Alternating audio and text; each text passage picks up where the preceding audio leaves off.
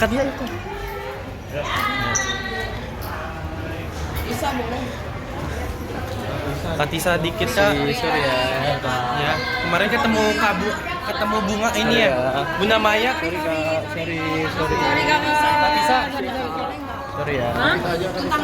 Tentang Rinjani Tisa. Rinjani. Duka. Oh iya, aku turut berduka cita buat yang buat apa ya, ibaratnya yang meninggal kemarin. Aku kurang tahu beritanya, tapi turut berduka cita. Semoga nextnya kalau ada yang naik gunung, hati-hati, persiapan harus matang biar nggak ada kasus kayak gini lagi ya. Kemarin ketemu Bunda Maya ada obrolan serius nggak sih Kak? Sorry ya Kak. Udah nggak mau.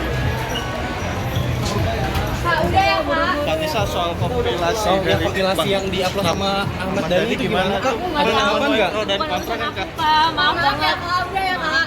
Udah ya maaf. Tapi doanya mungkin apa? Doanya Kak ada nggak? Doanya semoga semuanya sehat, semoga semuanya beruntung semuanya ya. Maaf ya Kak. Ya makasih ya. Makasih Kak. Pemain ini sangat-sangat bisa membantu ya. Ini arti ini bahasa Sundanya ini. Jadi ya terbantu sih sama Riki dan Boris. Tantangan yang paling berat apa Tisa dalam kamu mainkan film ini? Tangan aja sih. Asik. Enggak. Itu mah udah biasa ya. Tantangannya yaitu mungkin salah satunya berdialek Sunda. Terus harus memberikan gestur yang sama dengan Intan kecil nih.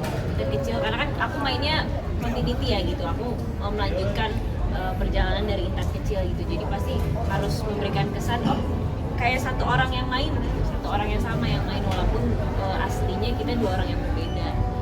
Cukup menguras energi juga sih bisa, maksudnya kalau dibaca di beberapa portal kan masih belum bisa move on, sedangkan sini panggil aku ayah gitu. Belum move on dari mana? Masih bisa move on Dari film sebelumnya. dari papaku. Ya ini menurutku apa ya, sebuah cerita yang ya relate gitu dengan kisah aku pribadi gitu, atau mungkin kisah orang-orang lainnya yang kehilangan sosok seorang ayah gitu. Makanya cocok untuk ditonton keluarga tepatnya dan kalian semua yang kangen dengan sosok ayah, meskipun tidak sehubungan, meskipun tidak kandung.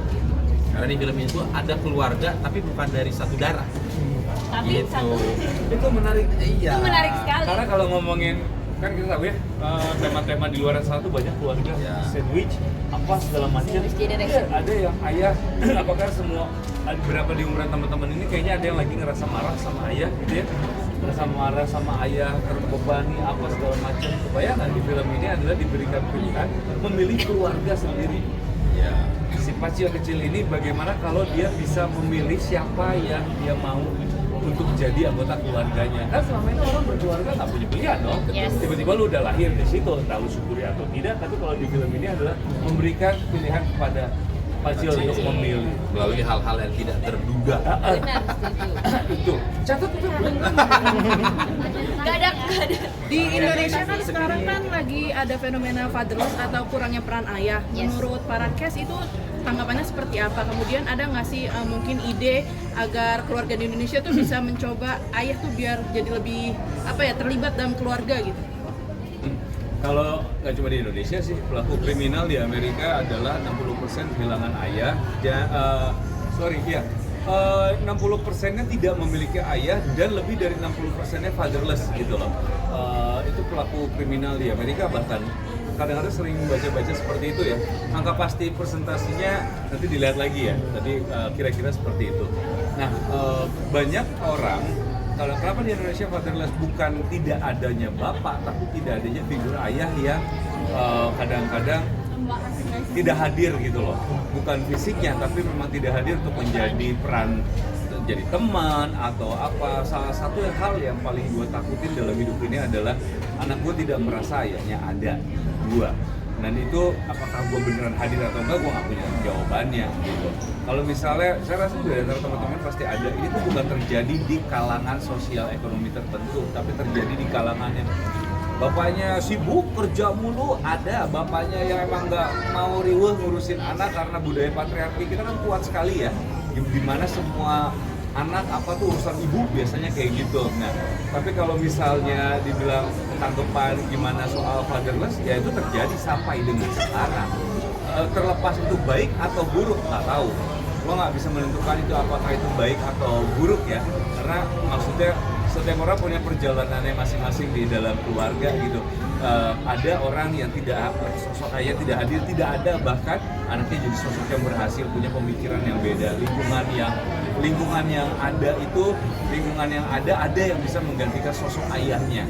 Masalahnya adalah kalau tidak ada yang mengganti sosok peran ayah itu yang jadi bahaya. Kayak misalnya gue melihat ada beberapa orang, dan gue lumayan membaca itu karena itu hal yang paling gue takutin kalau anak gue merasa fatherless, itu sangat-sangat gue takutin. Takutnya kalau misalnya emang tidak ada ayah atau tidak adanya peran ayah, harus ada yang menggantikan itu. Sering sekali di Indonesia ibu harus menjadi berperan ganda soal itu. Apakah cukup untuk hanya seorang ibu yang berperan ganda? Kadang-kadang itu tidak cukup. Bisa dari paman, bisa dari kakek, bisa dari siapa. Harus ada yang mengganti peran ayah. Pokoknya fatherless itu adalah sesuatu, bahkan di dunia, nggak cuma di Indonesia, itu yang jadi permasalahan rata-rata manusia.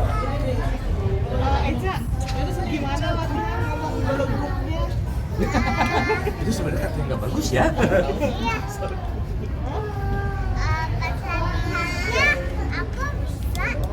Yang ngajarin bukan aku ya, Mang Tatang ya. Wah, jangan aku aja, terus semua aja. Mang Dedi katanya yang Mang Dedi kan yang ngajarin. Tuh. Ya.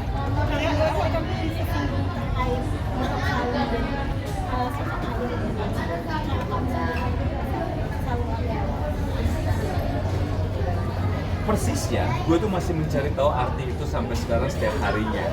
Apakah cukup dengan sekarang gue pribadi antar jemput anak sekolah itu cukup atau enggak gitu? Karena gue pengen ngelakuin itu terus, tapi siapa tahu anak gue merasa itu bukan. Gue pengen nemenin anak gue main terus. Gue ngotot sekarang tidur tetap harus bareng-bareng, gue nggak mau dia punya kamar sendiri dulu, gue pengen tetap bareng. Apakah itu cukup? Gue nggak tahu.